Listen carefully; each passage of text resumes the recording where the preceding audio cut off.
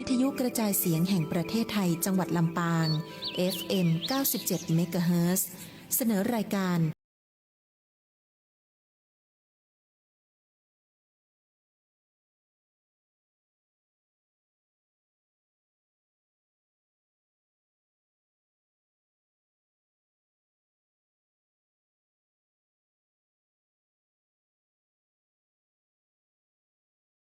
ปานาติปาตาเวรมณีอทินนาทานา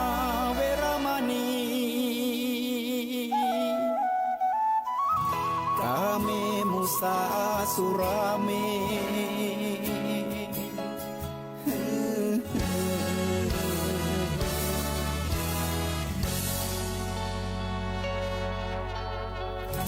ศีลคือข้อห้ามธรรมคือข้อ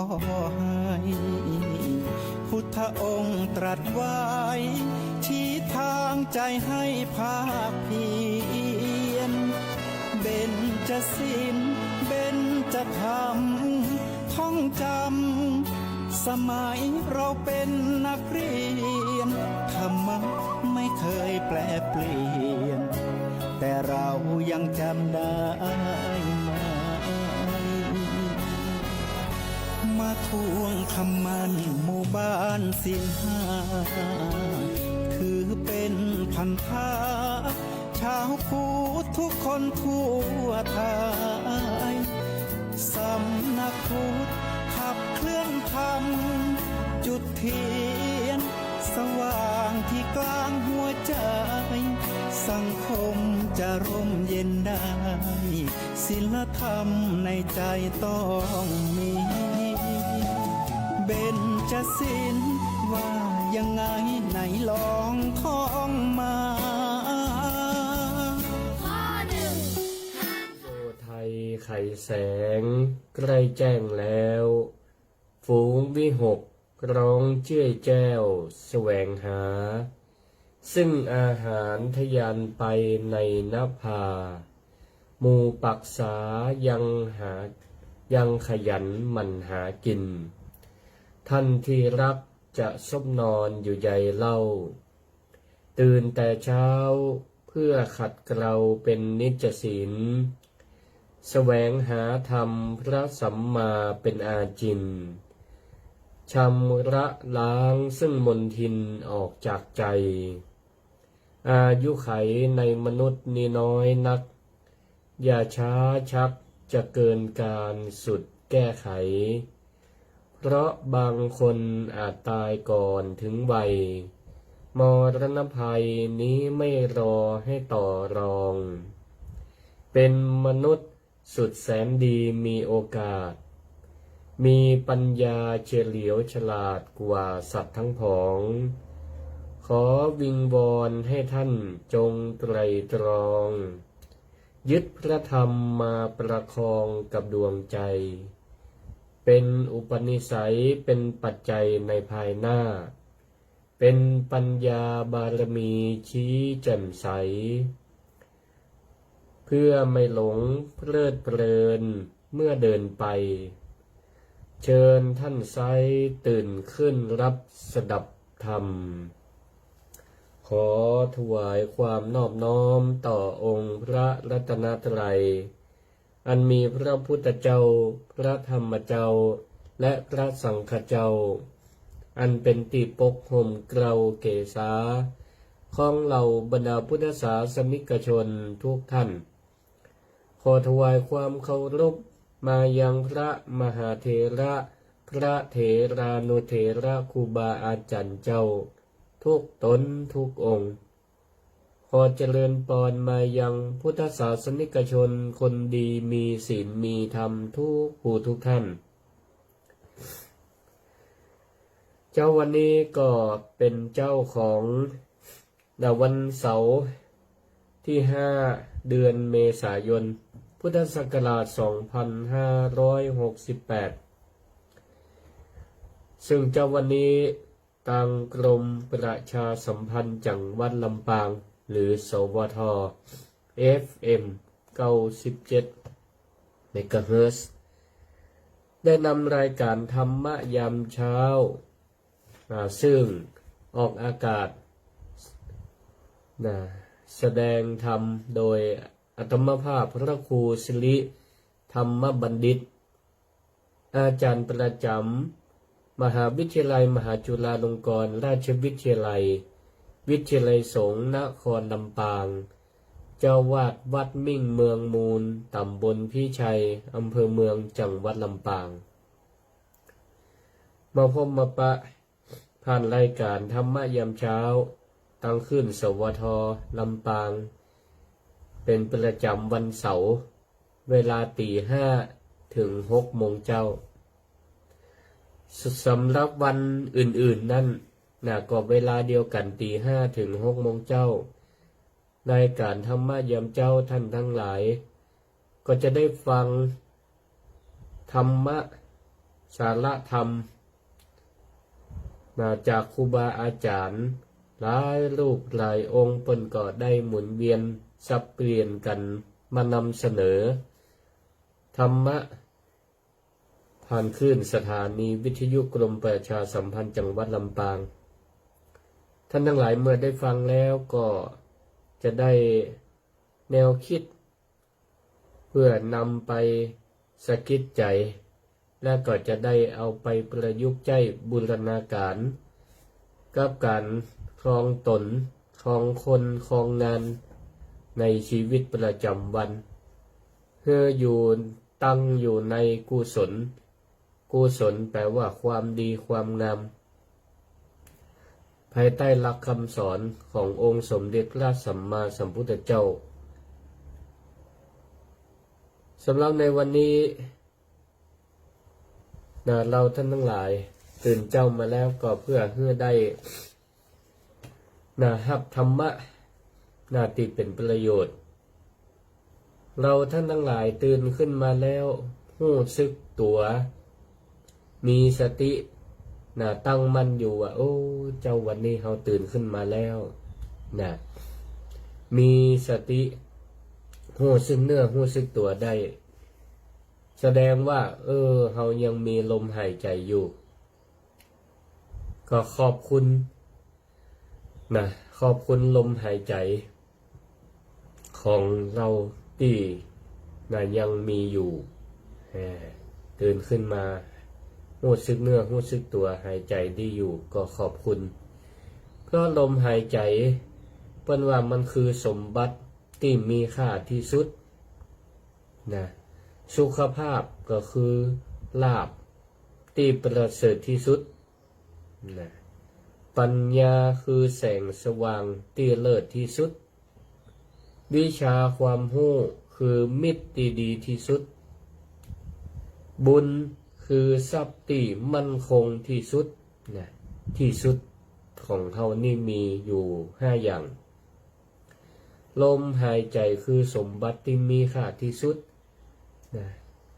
เราอาจจะไปคิดถึงสมบัติภายนอก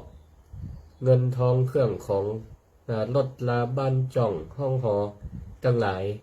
คิดว่ามันเป็นสมบัติที่มีค่าที่สุดแต่ในทางพระพุทธศาสนาพระพุทธเจ้าบอกว่ายังบ่ใช่เป็นสมบัติที่มีค่าที่สุดเพราะสิ่งเหล่านั้นเป็นของภายนอกแต่สมบัติที่มีค่าที่สุดนั่นก็คือลมหายใจของเขาต่างหากท่านผู้ฟังทั้งหลายก็ลองพิจารณาตามถ้าเมื่อใดเราตื่นขึ้นมาเรายังมีลมหายใจอยู่แสดงว่าเรามีสมบัติที่มีค่าที่สุดที่ยังติดตัวเราอยู่แต่ถ้าเมื่อใดบ่ตื่นขึ้นมาลมหายใจนั่นบ่มีก็แปลว่าสมบัติที่มีค่าที่สุดของเรานั้นได้หายไปแล้วจากไปแล้วสมบัติบ่มีตัวเฮาก็บ่มีสุขภาพก็เหมือนกัน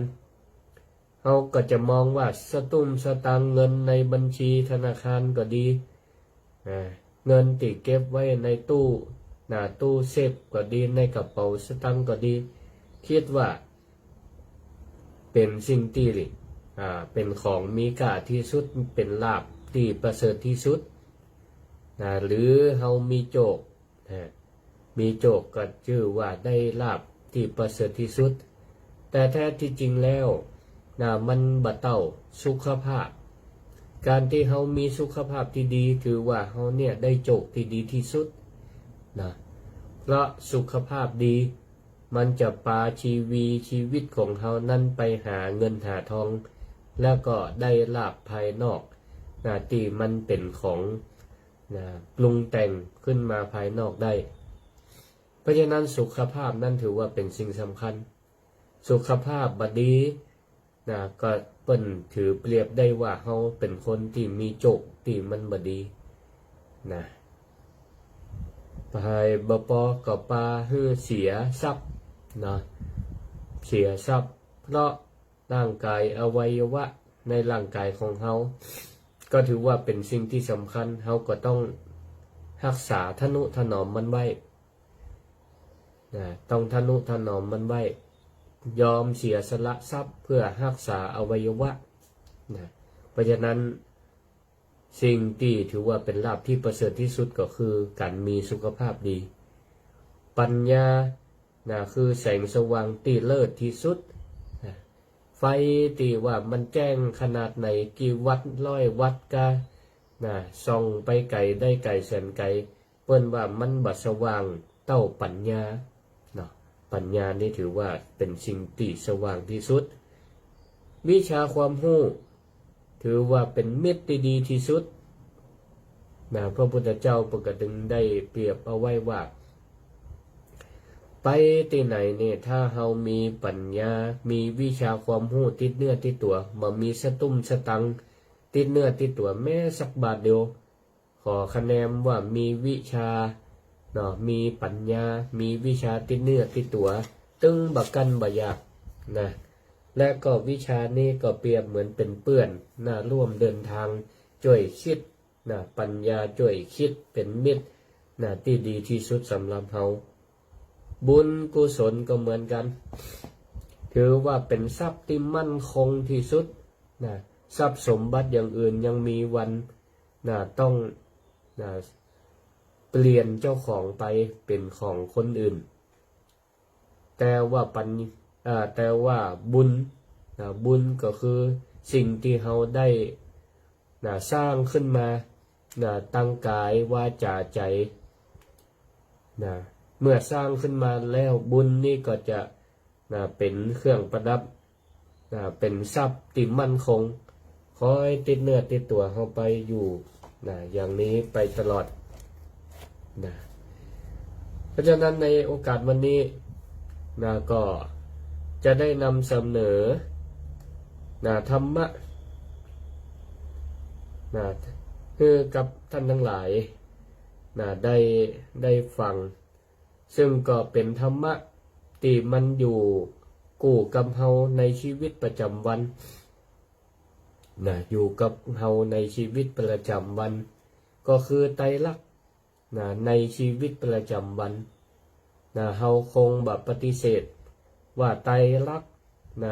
มันบ่ได้อยู่กับตัวเฮาบ่ได้เจอบ่ได้สัมผัสกับมันปฏิเสธบ่ได้ทีนี้ไตรลักษณ์คืออันหยังก็จะได้ได้อธิบายไปธรรมะแต่ละอย่างก็มีจุดประสงค์มีจุดประสงค์เพราะว่าธรรมะบางอย่างเราเอาไปแก้ปัญหาแก้ปัญหาในการดำเนินชีวิตได้มันก็เหมือนกับยารักษาโรคยารักษาโรคภัยไข้เจ็บของเขาเจ็บหัวตัวห้อนก็กินยาพาราเจ็บท้องเจ็บไส้ก็กินยาแก้ตามอาการนั้นๆไปคนอยากเป็นเศรษฐีก็ใจธรรมะสำหรับคนที่ต้องการความขยันหมั่นเพียรคนต้องการละจากความทุกข์ก็ต้องรู้จักปฏิบัติธรรมรักษาธรรมที่เกี่ยวข้องกับสิ่งนั้น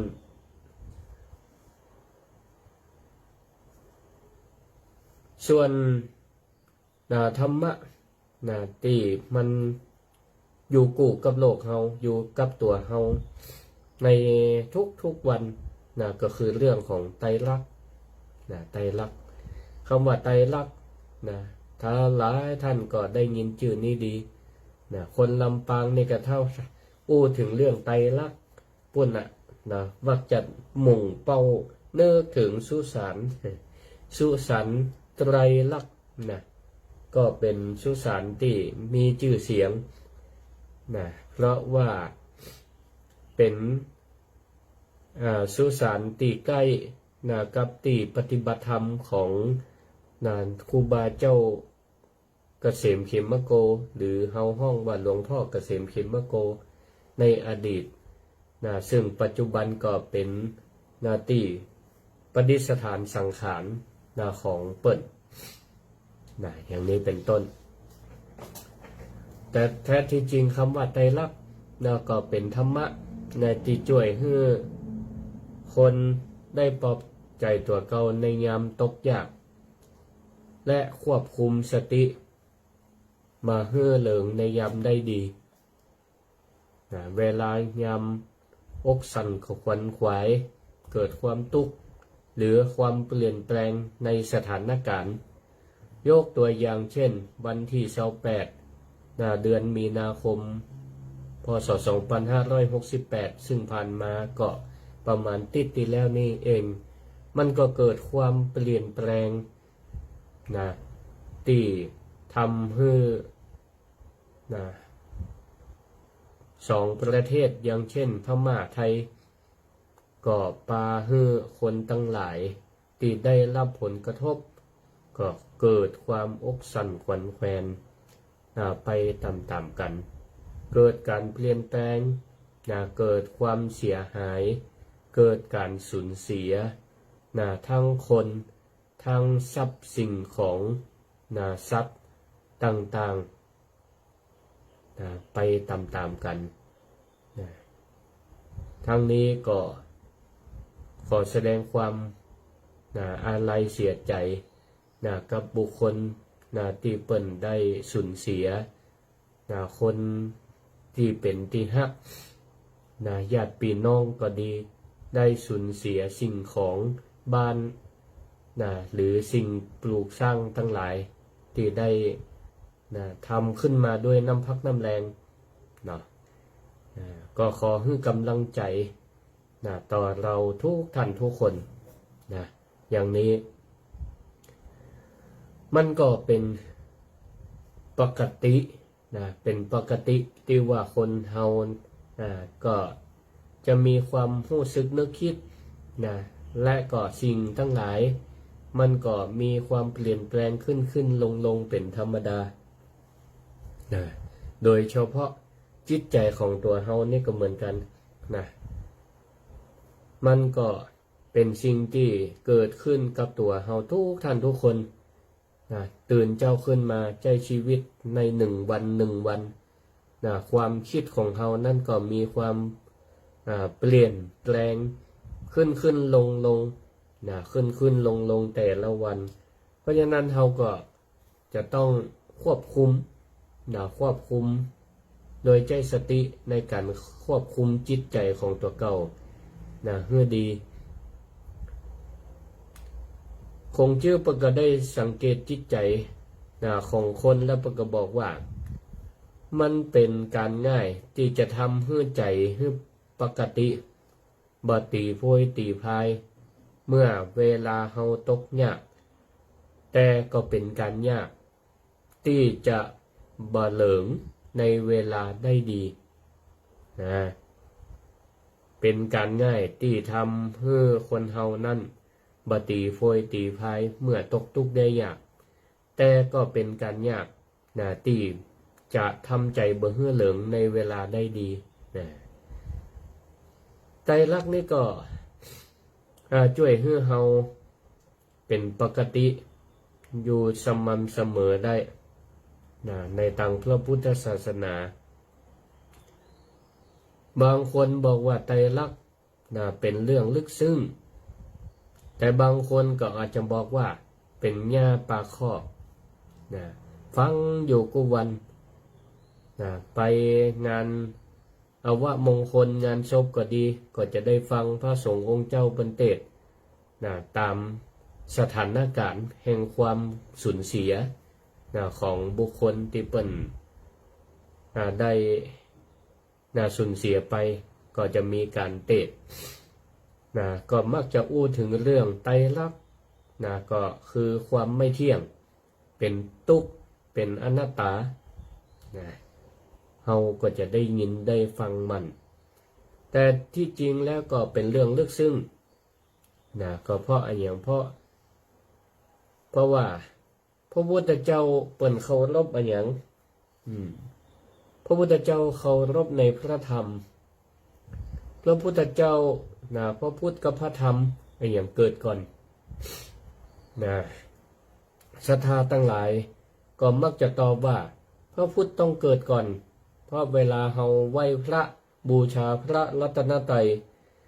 ก็จะมีพระพุทธพระธรรมและพระสงฆ์ตามลำดับนะแต่แท้ที่จริงแล้วท่านทั้งหลายพระธรรมนั้นเกิดก่อนพระพุทธนะเป็นผู้เคารพพระธรรมเป็นผู้ค้นพบพระธรรมนะเป็นผู้ค้นพบพระธรรมแล้วนำมาเผยแผ่สั่งสอนพุทธศาสนิกชนเพื่อได้ประพฤติปฏิบัติตามเพื่อได้เคารพในพระธรรมตามพระพุทธเจ้าทีนี้ถามต่อไปว่าธรรมะอะไรอย่างที่พระพุทธเจ้าทรงค้นพบก็ตอบไปว่าปรากฏอยู่ในบทพระธรรมว่าอุปาทาวาภิกขเวตถาคตังอนุปาทาวาตถาคตานังซึ่งก็แปลว่าพระพุทธเจ้าหรือพระตถาคตจะอุบัติขึ้นในโลกหรือเกิดขึ้นก็ตามแต่มีกฎของธรรมชาติที่มีอยู่คู่กับโลกที่มีอยู่คู่กับโลกและบ่เปลี่ยนแปลงและบ่เปลี่ยนแปลงกฎอันนั้นก็คืออย่างสัพเพสังขาราอนิจจาสัพเพสังขาราทุกขาสัพเพธัมมาอนัตตาแปลว่าจะได้สัพเพสังขาราอนิจจาก็คือสังขารทั้งหลายไม่เที่ยงสัพเพสังขาราทุกขาคือสังขารทั้งหลายเป็นทุกข์สัพเพธัมมาอนัตตาแปลว่าธรรมและสิ่งทั้งหลายบ่มีตัวตนทั้งสามอย่างนี้แหละเรียกว่าไตรลักษณ์เพราะมีสามประการเพราะมีสามประการไตรแปลว่าสามลักษณ์ลักษณ์ก็คือลักษณะบ่ได้หมายถึงว่าลักขโมยลักษณะก็คือความเป็นทั่วไปความเป็นทั่วไปทั้งสามลักษณะนี้เป็นธรรมะที่มีอยู่ก่อนพระพุทธเจ้าจะอุบัติบังเกิดขึ้นพระพุทธองค์ทรงค้นพบธรรมะก็คือไตรลักษณ์นี่เองและประกาศแก่ชาวโลกพระองค์ก็เคารพพระธรรมที่พระองค์ทรงค้นพบไตรลักษณ์คือหยังที่ได้อูไปแต่ที่ไตรก็แปลว่าสามลักษณะก็แปลว่าความเป็นทั่วไปลักษณะทั่วไปนั่นเองไตรลักษณ์ก็คือลักษณะทั่วไปสามประการซึ่งมีอยู่ในทุกสิ่งทุกอย่างความเป็นลักษณะความทั่วไปมีอยู่ในทุกสิ่งทุกอย่างเพราะว่าจะเป็นคนสัตว์สิ่งของเฮาก็เรียกว่าสามัญญลักษณะไตรลักษณ์เนี่ยหรือเรียกว่าสามัญญลักษณะก็คือลักษณะพื้นๆทั่วไปมีอยู่ในทุกอย่างมีอยู่ในทุกอย่างดอกไม้เขาอาจจะมองว่าดอกไม้แตกต่างไปจากโทรศัพท์มือถือ แตกต่างไปจากสมุดปากกาดินสอคนก็อาจจะต่างจากวัตถุสิ่งของแต่ทุกสิ่งทุกอย่างมันจะแตกต่างด้วยรูปพรรณสันฐานก็ตามแต่ว่าทุกสิ่งทุกอย่างนั้นมีลักษณะร่วมกันก็คือทุกสิ่งนั้นเปลี่ยนแปลงมันมีความเปลี่ยนแปลงเป็นอนิจจังก็คือทนอยู่สภาพเดิมบ่ได้เป็นทุกข์และก็บ่มีแก่นสารที่ถาวรมันเป็นอนัตตาอยู่จะมีลักษณะเหมือนกันอยู่3สิ่งมีความเปลี่ยนแปลงเป็นธรรมดาทนอยู่สภาพเดิมบ่ได้เป็นทุกข์และบ่มีแก่นสารที่ถาวรเป็นอนัตตาทั้งหมดนี้เป็นห้องว่าสามัญลักษณะคือกฎทั่วไปในจักรวาลนี้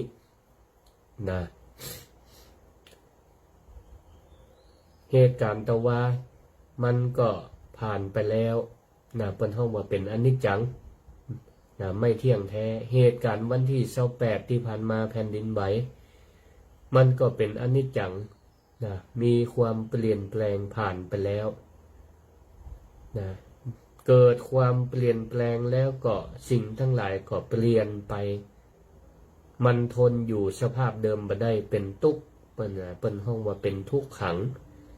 ทนอยู่สภาพเดิมบ่ได้และก็อนัตตามันบ่มีแก่นสารที่ถาวรบ่มีความเป็นเจ้าของบ่มีความเป็นเจ้าของดังนี้ไตรลักษณ์มี3ข้อไม่เที่ยงเป็นทุกข์เป็นอนัตตาบ่ใช่เป็นตัวตนจำง่ายๆเมื่อวันก่อนวันสัปดาห์ก่อนเฮาเคยอยู่กันเป็นครอบครัวเคยอยู่กันเป็นป่อเป็นแม่สามีภรรยาเป็นป่อแม่ลูกกันเป็นป่อลูกกันเป็นแม่ลูกกันอย่างนี้วันนี้ก็เกิดความเปลี่ยนแปลงเป็นห้องว่าเป็นอนิจจังท่านบ่ได้อยู่กับเฮาแล้วก็มีได้จากเขาไปแล้วก็มีได้เคลื่อนย้ายไปอยู่ที่อื่นก็มีอันเนี้ยเป็นอนิจจังทนอยู่สภาพเดิมบ่ได้เป็นทุกข์และก็บ่ใจตัวตนเฮาจะบังคับให้มั่นคงถาวรอยู่เหมือนเดิมก็บ่ได้เหมือนกัน บ่เที่ยงคือยังไงคำว่าบ่เที่ยงก็บ่ได้หมายถึงว่าเวลามันยังบ่ถึงเที่ยงวันเที่ยงคืนเถอะบ่เที่ยงนั้นหมายความว่าความเปลี่ยนแปลงที่เกิดขึ้นมันเปลี่ยนแปลงและก็ดับไปทุกขณะปรากฏขึ้นมาแล้วก็หายวับไปกับตาเกิดขึ้นดับไปเกิดขึ้นดับไปอย่างนี้ทุกสิ่งทุกอย่างมีการเกิดขึ้นและดับทุกขณะเปิ้นได้เปรียบเหมือนกระแสน้ำก็ดีกระแสไฟก็ดีกระแสน้ำที่มันไหลไปบ่เคยหยุดนิ่งอยู่กับตินักอภิธรรมเปิ้นบอกว่าจิตของคนเฮาก็เหมือนกันมันเกิดดับอยู่ทุกขณะเกิดดับอยู่ทุกขณะเร็วขนาดเร็วขนาดก็เอาง่ายๆท่านทั้งหลายเฮาลองเอาใจรักมาจับกับในชีวิตประจำวันของเฮาในข้อแรกเช่นความเปลี่ยนแปลงนี่อารมณ์และจิตใจของเฮาเนี่ยในวันหนึ่งทอนมาเป็นชั่วโมงหนึ่งทอนมาเป็นนาทีหนึ่งเนี่ยอารมณ์เฮานี่มีความเปลี่ยนแปลงทุกขณะใจบ่ใจท่านทั้งหลายก่อนลองพิจารณาเมื่อ1 นาทีที่ผ่านมาตะกี้เฮาก็อาจจะยังรู้สึกมึนงงก็เหมือนกับอาตมาเหมือนกันตื่นมาตะกี้ก่อนหน้าประมาณครึ่งชั่วโมงก็มึนงงปลุก นาฬิกาก็มึนงงพอสักระยะหนึ่งมันปรับความรู้สึกได้มันก็เข้าตีเข้าตางอารมณ์มันก็รู้สึกว่าดีขึ้นมานี่อารมณ์และจิตใจมันก็มีความเปลี่ยนทุกขณะบางเตื่อดีใจบางเตื่อเสียใจบางเตื่อทุกข์ใจก็เปลี่ยนได้ทุกขณะอยู่ที่ว่าเราท่านทั้งหลายนั้นมีสติสติก็คือความระลึกได้สัมปชัญญะรู้ตัวทั่วพร้อมในทุกขณะนั้นหรือไม่เฮารู้จักทักอารมณ์ตัวเก่าได้หรือไม่ทักอารมณ์ตัวเก่าตันก็ว่าขณะนั้นเนี่ยเฮารู้สึกจะได้มีความรู้สึกจะได้ฮักกาโกรธกาตุกใจกาอย่างนี้เพราะว่าจิตของเฮานั้นมันเกิดดับเร็วขนาดเนาะเกิดดับเร็วก็เหมือนกับไฟฟ้านี่เหมือนกันไฟฟ้าที่เฮาเปิดส่องสว่างอยู่ตอนนี้มันมีพลังงานเข้ามาในดวงไฟฟ้าได้จะได้ว่าไฟมันติดเฮาก็ลองไปพอมิเตอร์มิเตอร์มันก็จะค่อยๆหมุนไปถ้าใจกับแสไฟฟ้าที่มีกำลังสูงเครื่องใจไฟฟ้าที่มีกำลังสูงมิเตอร์ก็จะไหลเร็วขึ้นแต่ถ้าไฟทั่วไปมันก็ไหลจ้าแต่นั่นหมายความว่าไฟฟ้าที่เราเปิดอยู่มันมีกระแสที่วิ่งเร็วขนาดเกิดดับติดดับไว้ขนาดจนเราพอบ่หันและก็เลยมีความรู้สึกว่ามันสว่างอยู่ตลอดเวลามีกระแสไฟอยู่ตลอดเวลา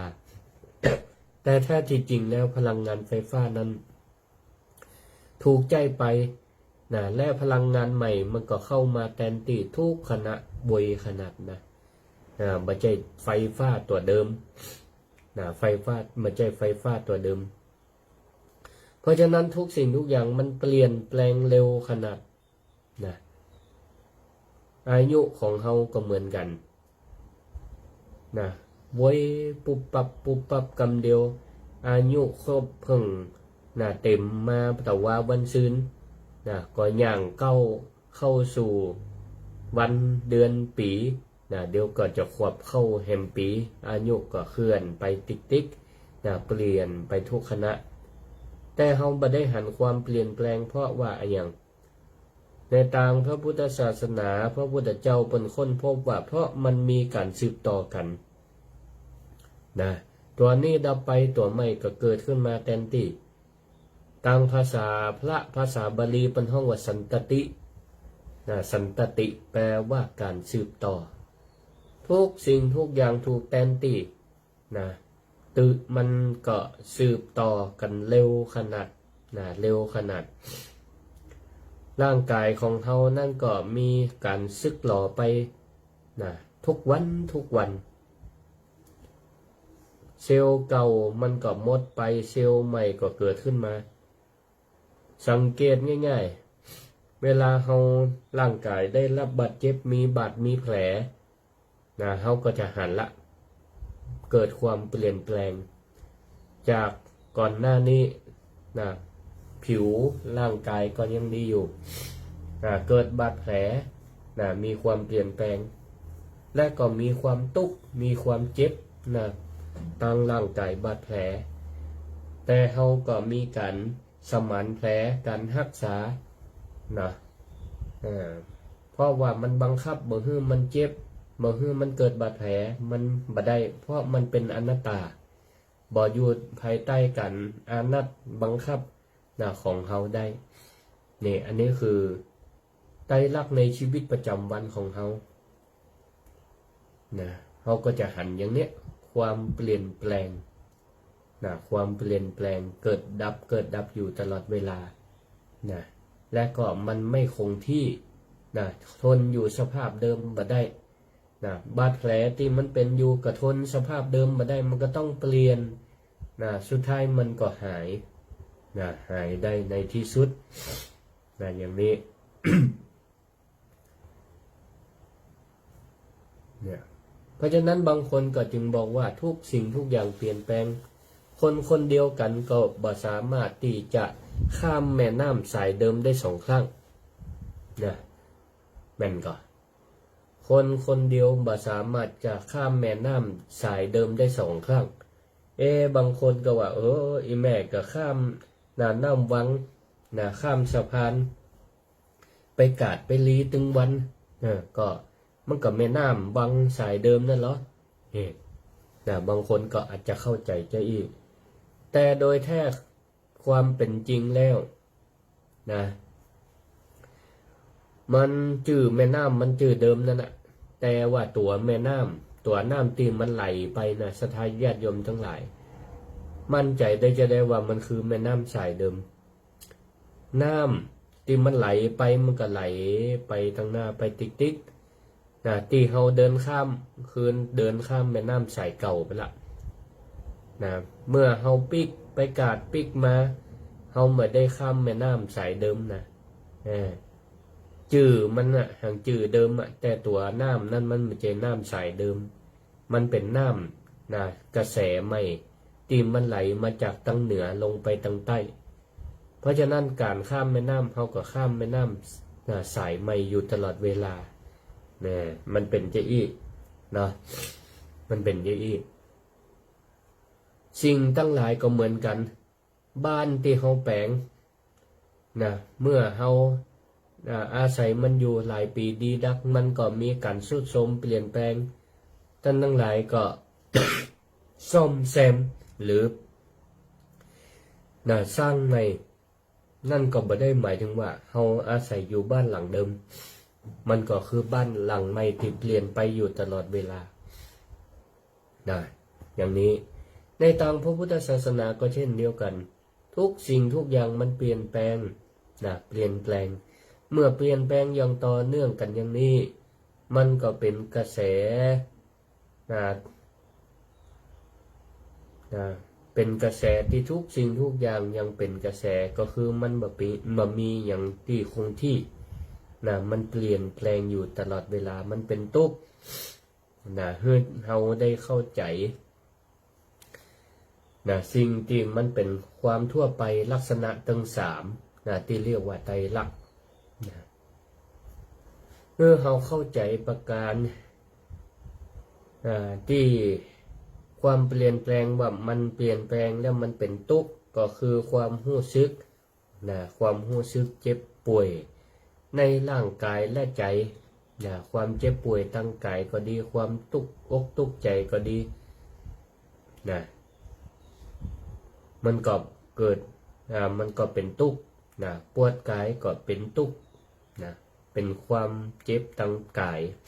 ความรู้สึกอย่างนี้เป็นห้องว่าเป็นทุกขเวทนาทุกขเวทนาคือความรู้สึกเจ็บทางกายส่วนความรู้สึกเจ็บทางใจเป็นห้องว่าเป็นสิ่งที่เราเกิดความเจ็บทางใจแล้วก็มีความทุกข์แหมข้อหนึ่งเป็นห้องว่าวิปริมาณทุกข์หมายถึงความทุกข์ที่เกิดขึ้นจากความเปลี่ยนแปลงนั่นเองเกิดความทุกข์ที่มันเกิดจากข้อแรกก็คือเกิดจากอนิจจังเมื่อเราหันความเปลี่ยนแปลงหันความเปลี่ยนแปลงอย่างตัวอย่างชัดเจนที่เราได้กระทบได้หู้ได้หันวันที่28ที่ผ่านมาก่อนเหตุการณ์จากแผ่นดินไหวทุกสิ่งทุกอย่างก็เกิดขึ้นในลักษณะหนึ่งเราก็หันความเป็นลักษณะแห่งอย่างหนึ่ง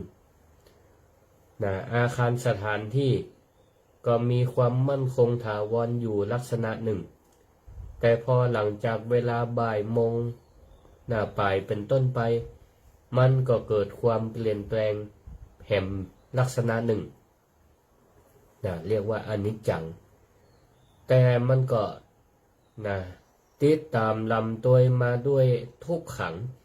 ก็คือความเป็นทุกข์เพราะว่าเราได้หันความเปลี่ยนแปลงสิ่งตั้งหลายมันเป็นการเปลี่ยนแปลงในทางที่ความรู้สึกมันบ่ค่อยดีทำให้เกิดความทุกข์ใจ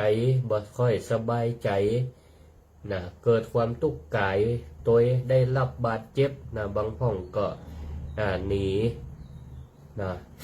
ลบเลี่ยงลบหนีความเสียหายก็ได้รับความบาดเจ็บได้รับความสูญเสียก็เกิดความทุกข์ตั้งกายตั้งใจได้มันก็เกิดความเปลี่ยนแปลงอย่างนี้บางพ่องบางเหตุการณ์ศรัทธาญาติโยมบางคนก็มีความเปลี่ยนแปลงเกิดจากอนิจจังบางพ่องเปิ้นก็เคยอยู่ลำบากลำบนมาก็ได้โชคได้ลาภถูกรางวัลใหญ่ถูกรางวัลลอตเตอรี่เป็นต้นนี่มันก็เกิดความเปลี่ยนแปลงในทางที่ดีเกิดความเปลี่ยนแปลงในทางที่ดีอันนี้ก็เหมือนกันในทางตรงกันข้ามอันนี้จังทุกขังอนัตตาอันนี้เปลี่ยนแปลงไปสู่สุขขังก็มีเป็นความสุขอย่างหนึ่งเพราะเกิดจากการเปลี่ยนแปลง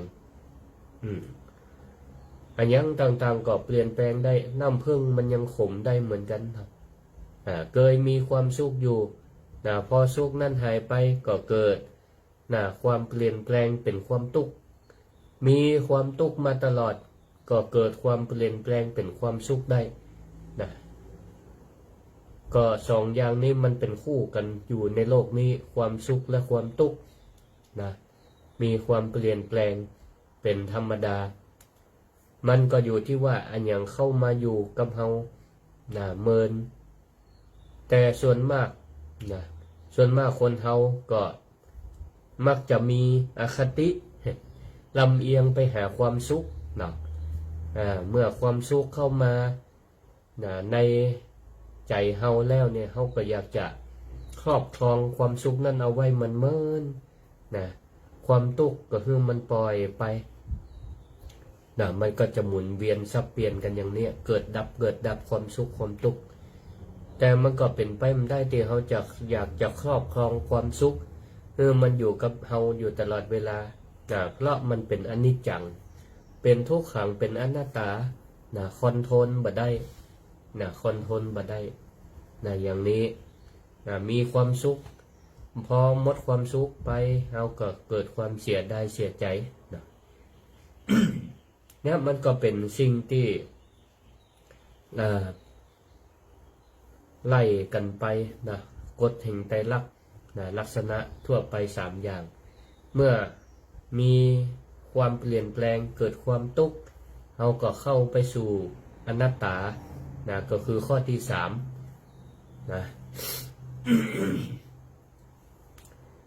แล้วก็ความทุกข์ตะกี้ได้ถึงทุกขตาทุกขตาก็คือความรู้สึกเจ็บปวดในร่างกายและจิตใจวิปริมาณทุกข์คือความทุกข์เกิดจากการเปลี่ยนแปลงในข้อแรกแล้วก็มันมีความทุกข์อย่างก็คือสังขารทุกข์สิ่งที่ถูกบีบคั้นจนทนอยู่สภาพเดิมบ่ได้อันนี้ก็เกิดขึ้นกับทุกคนหมู่เฮาทุกท่านทุกคนวันนี้เจ็บหัววันผูกเจ็บต้องวันฮือปวดหลังปวดเอวเจ็บในร่างกายอันนี้คือเป็นสังขารทุกข์ สิ่งที่ถูกบีบคั้นจนอยู่สภาพเดิมบ่ได้หมายถึงทุกข์ในไตรลักษณ์ทุกข์นี่มาจากคำภาษาบาลีทุกข์มาจากคำภาษาบาลีทุกข์นี่มาจากคำว่าทุทุกับคมะทุกับคมะทุแปลว่ายากทุแปลว่ายากส่วนคมะแปลว่าทนคมะแปลว่าทนเพราะฉะนั้นทุกขะ ตุกขะก็คือสิ่งที่ทนได้ยาก ทนได้ยากก็หมายถึงจะได้หมายถึงทนอยู่ในสภาพเดิมมันบ่ได้เปรียบเทียบเอาตัวเฮาเนี่ยเป็นตัวอย่างว่าเฮาทนอยู่สภาพเดิมได้ก็นั่งมันเมินได้ก็บ่ได้เพราะมันทนอยู่สภาพเดิมบ่ได้เมื่อนั่งมันเมินบ่ได้มันก็ต้องเกิดความเปลี่ยนแปลงก็คือการเปลี่ยนอิริยาบถยืนมันเมินก็บ่ได้ปวดแข้งปวดขาก็ต้องปรับเปลี่ยนอิริยาบถให้มันเป็นนั่งมันเมินบ่ได้ก็มานอนมันเมินบ่ได้ก็ลุกขึ้นมาอย่างนี้เป็นห้องว่าทนอยู่สภาพเดิมบ่ได้ไผจะไปแค่นอนอยู่ตลอดเวลาเนาะคนเจ็บไข้ได้ป่วยนอนรักษามันเมินเป็นยังรู้สึกกายอย่างเนี้ยมันทนอยู่สภาพเดิมบ่ได้มันเป็นทุกข์เป็นห้องว่าทุกข์ครับมันเป็นทุกข์บ่หยุดบ่อยู่ตามเดิมเพราะหยังก็เพราะว่ามันทนอยู่สภาพเดิมบ่ได้เหมือนเฮาโยนก้อนดินขึ้นไปบนท้องฟ้ามันก็บ่สามารถจะลอยข้างอยู่ในอากาศได้สุดท้ายก็ตกลงมาเห็นตัวอย่างหนึ่งคนที่เกิดมาจะต้องเปลี่ยนแปลงเป็นละอ่อนทารกก็บ่สามารถจะเป็นละอ่อนทารกอยู่ตลอดเวลาได้ก็จะต้องเจริญเติบโตก่อยพัฒนาการไปเปลี่ยนแปลงไปเตือนเล็กเตือนน้อยจากนอนหงายก็ฝึกนอนคว่ำจากนอนคว่ำก็ฝึกการจากการก็ฝึกเดินตั้งไข่ฝึกฝึกเฮียนอย่างนี้มีความเปลี่ยนแปลงเป็นธรรมดาบางคนก็เกิดความฮักเอ็นดูในความเป็นละอ่อนน้อยยังเปลยขึ้นมาว่าโอ้บ่อยากให้ลูกหลานของเฮาใหญ่เนาะใครให้มันน้อยๆอย่างเงี้ยมันจะได้น่าฮักไปตลอดแต่ถามว่าความอยากความคาดหวังความต้องการมันสามารถจะตอบสนองเฮาได้ก็บ่ได้เพราะมันมีความเปลี่ยนแปลงเป็นธรรมดานี่มันเป็นกฎของไตรลักษณ์เพราะฉะนั้นสิ่งต่างๆมันทนอยู่สภาพเดิมบ่ได้เมื่อมันทนอยู่สภาพเดิมบ่ได้ก็นำไปสู่ไตรลักษณ์ข้อที่3ก็คืออนัตตาแปลว่าบ่ใช่ตัวตนก็หมายความว่าสิ่งทั้งหลายบ่มีแก่นสารถาวรคงที่มีความเปลี่ยนแปลงตัวคนเฮาประกอบด้วยส่วนต่างๆแท้ที่จริงแล้วก็ไปหาแก่นหาตัวตนบ่ได้เหมือนกับพระเจ้ามิลินได้สนทนาธรรมถามกับพระนาคเสนนั่นถามว่าพระคุณเจ้าชื่อหยังเปิ้นก็บอกว่าโลกสมมุติคนนั้นคนนี้สมมุติไปไหนมาไหนประกอบห้องว่านาคเสนห้องว่าพระนาคเสนพระเจ้ามิลินนี่ก็เป็นพระราชาที่มีความฉลาดปราดเปรื่องบ่ใจถามแค่ชื่ออย่างเดียวเปิ้นมีปัญญาลึกซึ้งกว่าเฮาทั้งหลายถามลงต่อไปแหมว่าแล้วจี้ได้ก็ว่าส่วนไหนที่เรียกว่านาคเสนก็เหมือนกับไผมาถามชื่อเฮาชื่ออันหยังชื่อพระครูสิริธรรมบัณฑิต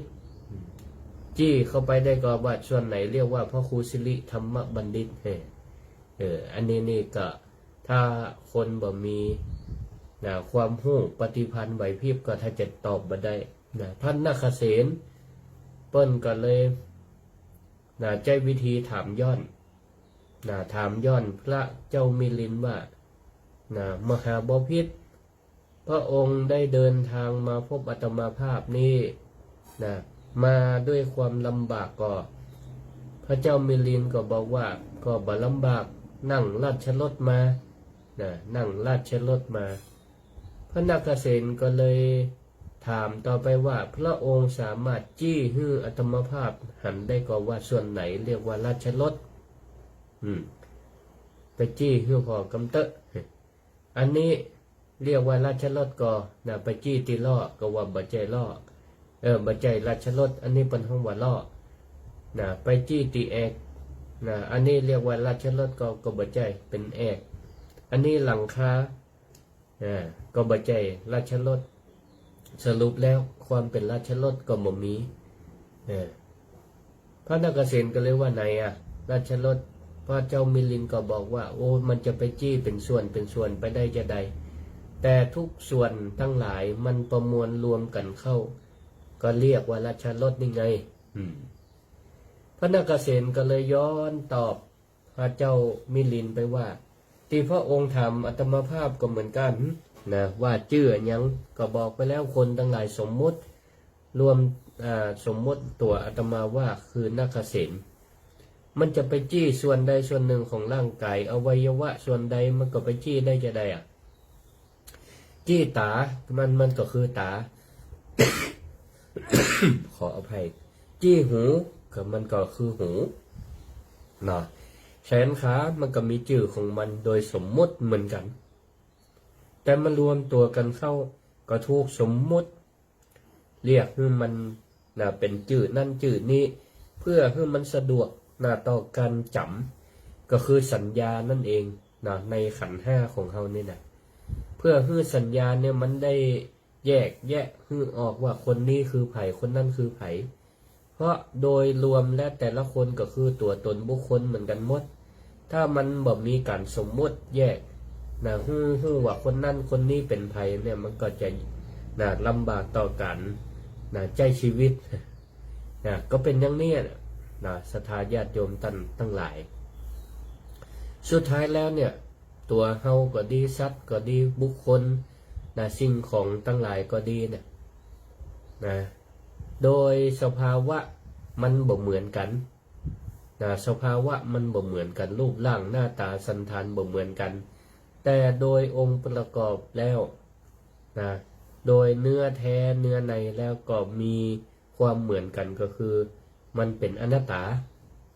เป็นอนิจจังทุกขังอนัตตาอนัตตาคือมันบ่มีแก่นสารสาระเข้าไปพอแล้วมันก็บ่มีอันใดอันหนึ่งมันบ่สามารถจะเป็นของเขาได้จะว่าคนนี้เป็นสามีคนนี้เป็นภรรยาคนนี้เป็นลูกเป็นหลานมันก็บ่ใจถ้าเป็นได้มันก็ต้องสั่งได้พ่องก็บอกว่าเป็นอย่างสั่งบ่ได้เฮายังสั่งปอบบ้านได้หรอวันนี้ห้ามไปหั่นห้ามไปนี่อันนี้มันก็คงเป็นเฉพาะสิ่งภายนอกสั่งได้บางอย่างแต่มันก็บ่ได้อยู่ในอนัตบางทุกอย่างไปสั่งคนอื่นอาจสั่งได้สั่งตัวเก่าก็สั่งบ่ได้เหมือนกันห้ามใจตัวเก่ายังห้ามบ่ได้เลยนับภาษาอะไรอย่างสังขารร่างกายมือฮื้อมันเจ็บไข้ได้ป่วยมือฮื้อมันแก่ก็ทำบ่ได้สมมติว่าเสื้อตัวหนึ่งเขามีเสื้องามๆผืนหนึ่งซื้อมาใหม่ก็ใส่มันซักแล้วซักแหมพอเมินเข้าเกิดความเปลี่ยนแปลงเสื้อใหม่ก็เริ่มซีดเริ่มจางกาเริ่มมองไปใจเขาก็เริ่มเปลี่ยนแปลงตอนแรกก็ชอบชอบแต่เนื้อเสื้อผ้าผืนนี้เมินเข้าก็เกิดความไหนความจังมันปุดมันขาดกาสีมันตกใส่กาก็เกิดความรู้สึกที่มันเป็นลบเป็นตุกทนอยู่สภาพเดิมบ่ได้แต่ถ้าเขาไปเตะแกะเสื้อผืนนั่นออกความเป็นเสื้อเป็นผ้าที่เขาได้ใจได้สอยมันก็กลายเปลี่ยนไปกลายเป็นผ้าผืนน้อยผืนใหญ่แยกกันไปเอามาใส่ยังเก่าก็บ่ได้ละเอามาใจตามวัตถุประสงค์เดิมก็บ่ได้ ความเป็นเสื้อเป็นผ้านั้นมันก็หายไปหมดตัวเฮาก็เหมือนกันวันนี้มันอยู่ครบถ้วนด้วยอวัยวะทั้งหลายวันหนึ่งมันสึกหรอมันเสื่อมโทรมไปก็จำเป็นบางอย่างรักษาได้ก็ต้องรักษาโดยอาศัยทรัพย์เสียสละทรัพย์เพื่อรักษาอวัยวะเป็นว่าจงเสียสละอวัยวะบางทีสังขารในร่างกายบางอย่างถ้ามันรักษาบ่ได้ก็ตัดมันทิ้งเพราะถ้าเฮาบ่ตัดมันก็อาจจะส่งผลต่ออวัยวะส่วนอื่นอย่างเช่นเฮาเกิดโรคมะเร็งอันนี้ก็สำคัญถ้ามันเกิดเชื้อมะเร็งเกิดขึ้นในอวัยวะส่วนใดแล้วมันก็จะไปทำลายอวัยวะส่วนนั้นเผลอๆก็ลุกลามไปหาอวัยวะส่วนอื่นหมอก็ต้องแนะนำให้ตัดอวัยวะส่วนนั้นทิ้งเพื่อตัดเชื้อมะเร็งเมื่อมันลุกลามบานไปทำลายกินส่วนอื่นอย่างนี้เฮาก็เปิ้นเฮาว่าพึงสละอวัยวะเพื่อรักษาชีวิตเพื่อรักษาชีวิตพึงสละชีวิตเพื่อรักษาธรรมนี่อันนี้ศรัทธาญาติโยมทั้งหลายแสดงออกถึงความเป็นอนัตตาในตัวเฮาเนี่ยบ่สามารถจะไปบังคับร่างกายจิตใจของเฮาได้แม้แต่ตัวเฮานะนับภาษาอย่างเขาจะไปห้ามห้ามกายห้ามใจคนอื่นได้แล้วเป็นอย่างนี้เนี่ยอันนี้คือไตรลักษณ์ในชีวิตประจำวันถ้าเฮาเข้าใจด้วยสติใจสติในการพิจารณาเฮาก็จะอยู่กับมันได้ด้วยความผาสุกเฮาบ่ตุกไปกับความเปลี่ยนแปลงคืออนิจจังเฮาก็บ่ตุกนักเพราะเฮามีสติเข้าไปกำกับมีทำใจยอมรับและก็เข้าใจความเป็นอนัตตามันหาแก่นสารบ่ได้ท้ายที่สุดตัวเฮาร่างกายเฮามันก็คืนสู่สภาพไปตามธาตุต่างๆได้เหมือนเดิมอย่างนี้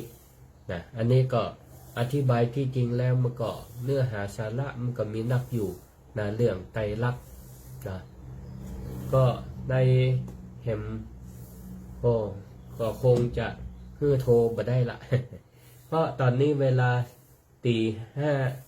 5:57 นาทีละก็คงบ่ได้เปิดโทรสาย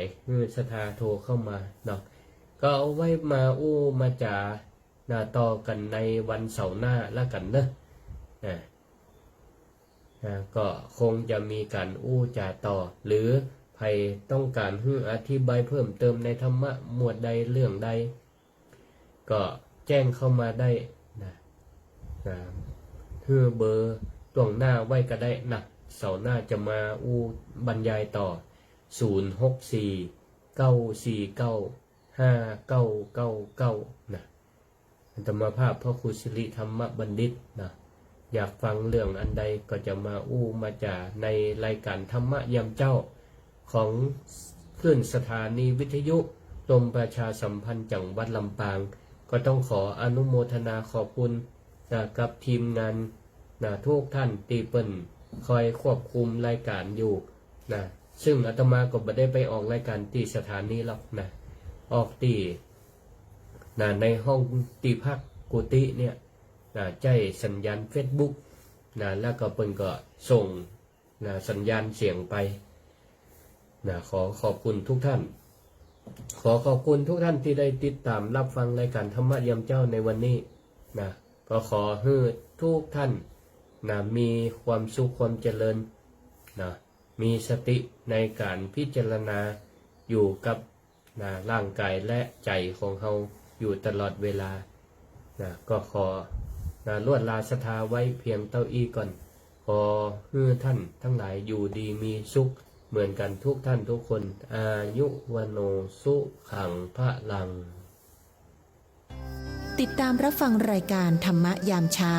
ได้ใหม่ในวันและเวลาเดียวกันนี้ทางสถานีวิทยุกระจายเสียงแห่งประเทศไทย จังหวัดลำปาง FM 97 เมกะเฮิรตซ์